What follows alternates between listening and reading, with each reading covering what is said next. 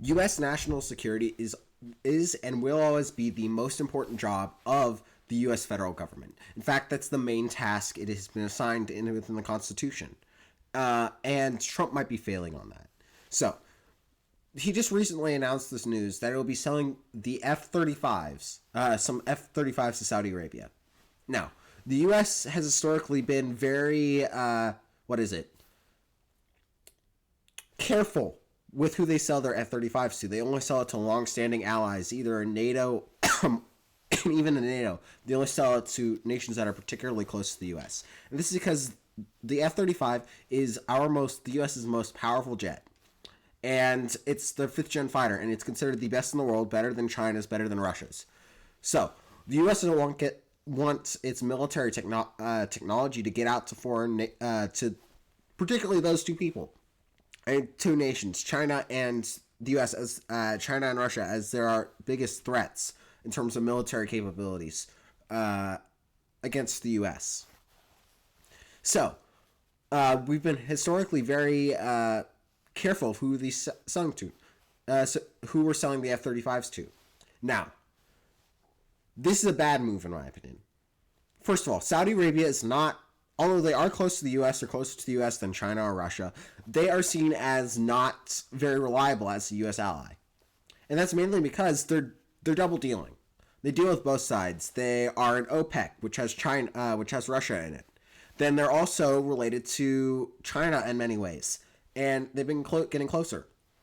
So why are we selling our most important jet to an enemy, not to an enemy, to an ally that's not very secure and is likely to have people in their government that favor China and Russia? Why are we selling them? Now, there's two paths I think that this could show here. The fact that he's selling it. First of all, the bad path, which is Trump's. First of all, the bad path is he's doing it because he wants money from Saudi Arabia and he wants to strengthen our alliance. Or B, he actually has a better jet in the future. So, first of all, I'm going to go down the bad path first. So, Saudi Arabia has never been particularly close. We've been selling them arms for years, and we've been a security guarantor. We've guaranteed their security in exchange for oil. We've done that for many, many years. We've done that for many, many years. So we've had a long-standing alliance with them. But they've never been seen as a very close alliance, not as close as someone like the UK or France or Germany after World War II.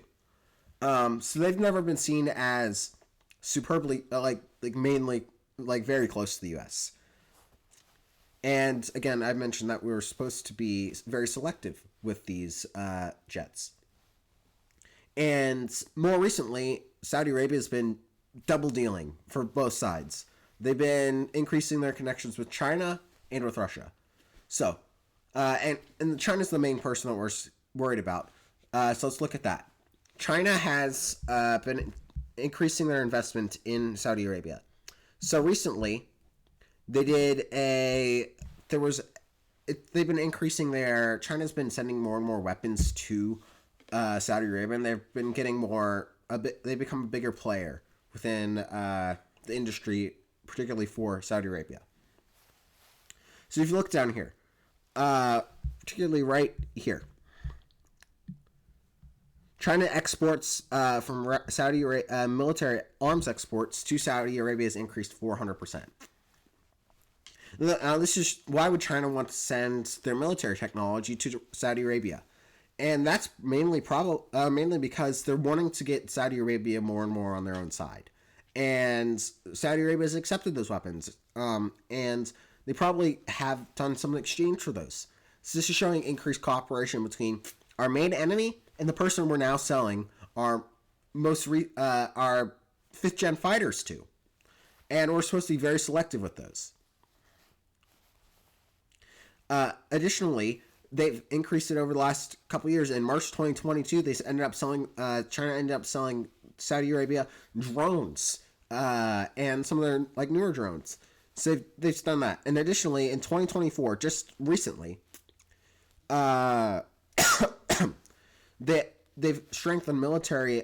Their defense minister visited China, and I'm assuming that. And most of the time, when a minister goes to a foreign nation, particularly one that's not like a minister for the state, or one that's like dealing with foreign relations all the times, but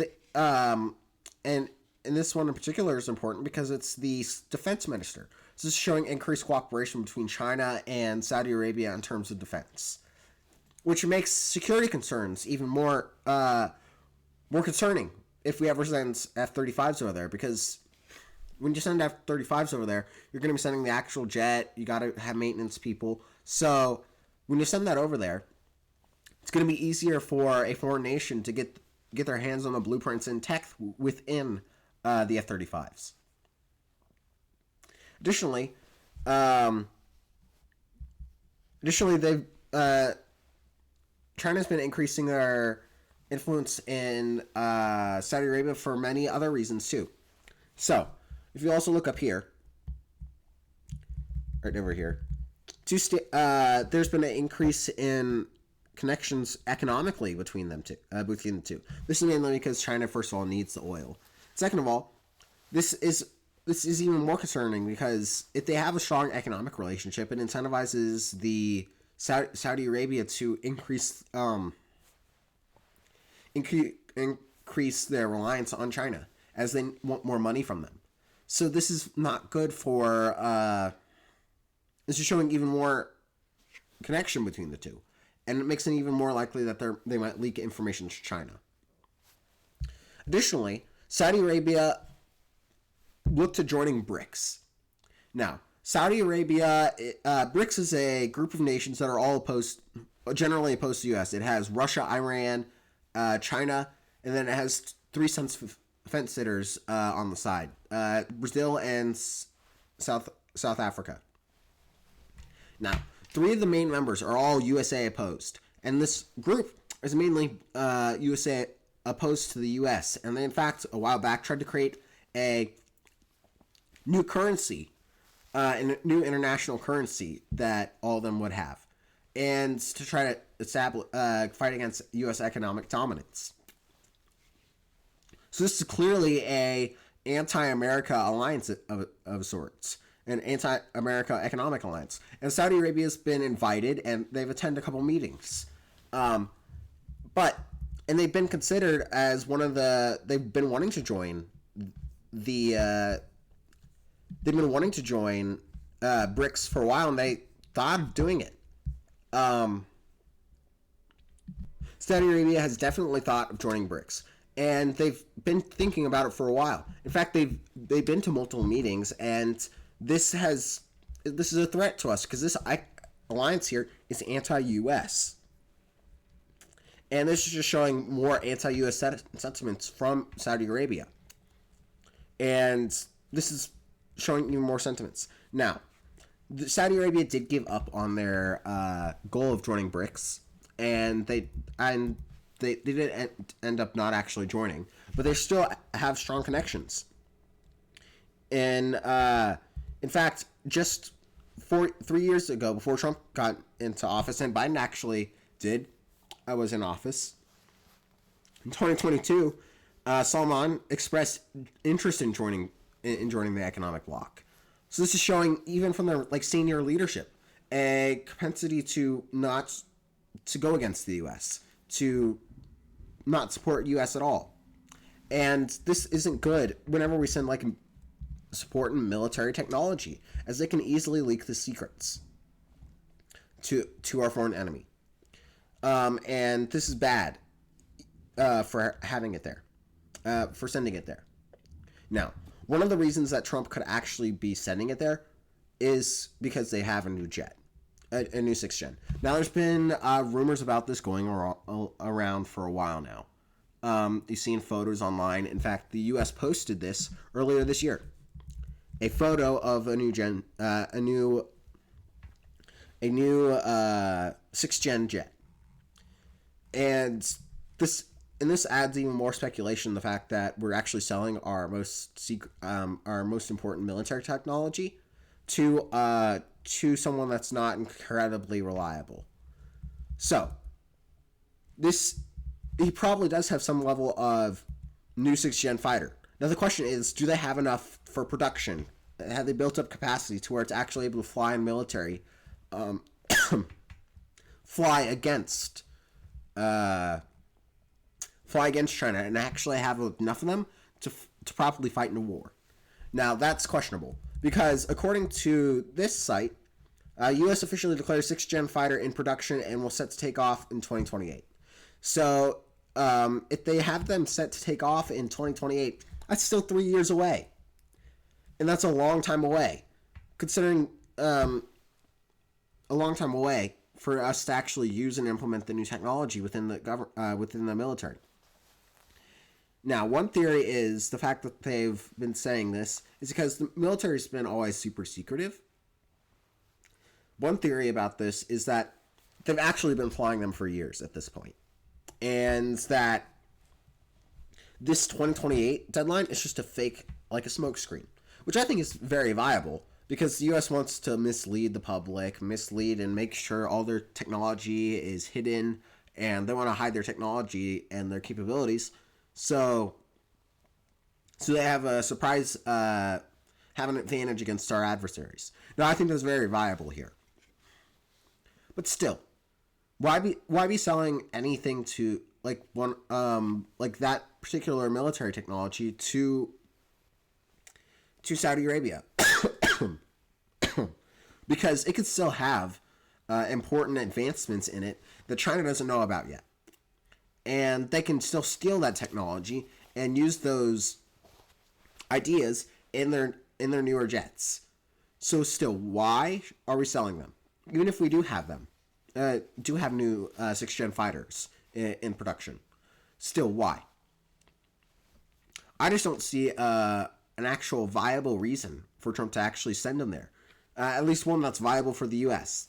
Now, one of the reasons Trump might actually be doing this is going to be for like diplomatic reasons. But still, we've supported Saudi Arabia for like forever. And the fact that they're still turning on us and getting more and more closer to China shows that they're not reliably on our side.